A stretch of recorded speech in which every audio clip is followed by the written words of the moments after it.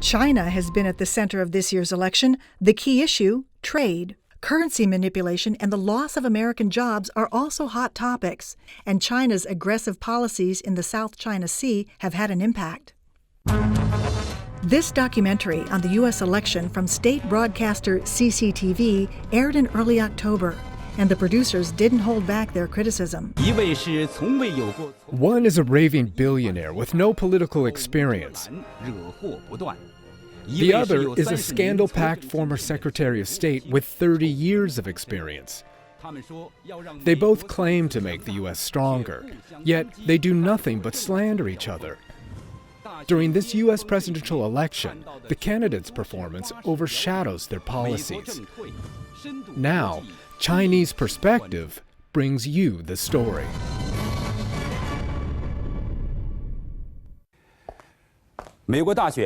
Interest in the election is spreading like wildfire. Media reports about this year's presidential election have called it the most attention-getting presidential election in U.S. history, the most unorthodox election in modern U.S. history, the most chaotic election, and more. Why has it been labeled with so many mosts? Because this election is filled with a variety of confusing events. One article described it as slander and lies allied with money and politics. Has the U.S. election become pure entertainment? The documentary focuses the lion's share of attention on how China is being portrayed by the candidates. Trump spared no effort in harshly playing the China card, and he mentioned China dozens of times in one speech, which was made into an internet video. China, I have to have my China. China, China, because China, China, China, China, China, China, China. During the first televised debate of the U.S. election on September 26th, Trump began by putting blame on China again. What China is doing to our country in terms of making our product, they're devaluing their currency, and there's nobody in our government to fight them. Shortly after that debate, CCTV's English News offered these rebuttals to Trump's statement. Trump made several accusations against China, saying essentially that when it comes to trade, China doesn't play by the rules. But in 2015, the IMF said that the yuan is no longer undervalued. Trump repeatedly has argued U.S. leaders hurt the American economy by borrowing too much from China, but he himself has also turned to China repeatedly to raise capital for his business ventures. In fact, the Bank of China was one of the entities that financed a $950 million Trump building in New York City. CCTV America's World Insight program reveals a China with deep concerns about the U.S. election. Are we going to see an election dominated by thoughts and opinions of elites, or rather by opinions and choices made by either the redneck or the common folks? Well, Tian Wei, you've asked the key question. The urban population in the United States has become separated from the interests of the rest of the population in income terms or value terms and so forth. So the question really is how big is this disaffected group? That's the key issue. Is China's role now in the U.S. presidential election, has it evolved? If you ask what really motivates people to go vote, it's going to be things like health care, Social Security, and so forth. China's not a major issue, but it's a very convenient, what we might call straw man.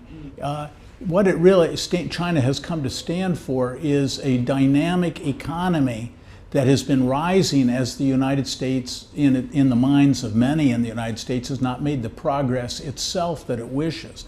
Who is more likely, Professor Lambton, from your knowledge of these two people, in terms of understanding the real nature of this relationship and the necessity that the two countries really have to work together to avoid crisis? Right. I think Mrs. Clinton, for whatever you want to say, and I think many Americans have misgivings, including me, but on balance, she has been part of a policy for over 2 decades that's had its ups and downs, had its problems, had its things China doesn't like, Chinese people, government, and many others. But on balance, she's dedicated to maintaining the fabric of a constructive relationship. I believe that.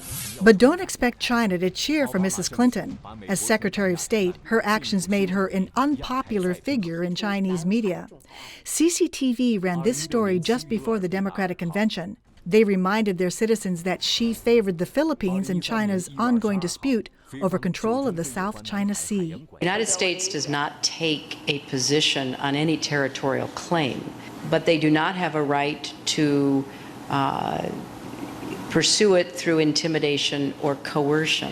就在当天 On that day, right after Clinton signed the Manila Accord with the Philippines, she used the Philippines' self-made term, West Philippine Sea, when she referred to the South China Sea in her speech. 菲律宾海。 If neither candidate is especially appealing to the Chinese, at least a propaganda point or two can be scored. The same Mandarin-language documentary extolled China's less democratic but more orderly political system through the voice of an expert, Ruan Zongji of the China Institute of International Studies. They have to choose the lesser of two evils. Neither candidate appeals to them, and neither of them could do much of anything if they get into the office. So they choose not to vote. They give up the right to vote. So we have seen the voting rate in the U.S. fall lower and lower. This is called a democratic deficit. The documentary ends asking questions we Americans may be asking ourselves.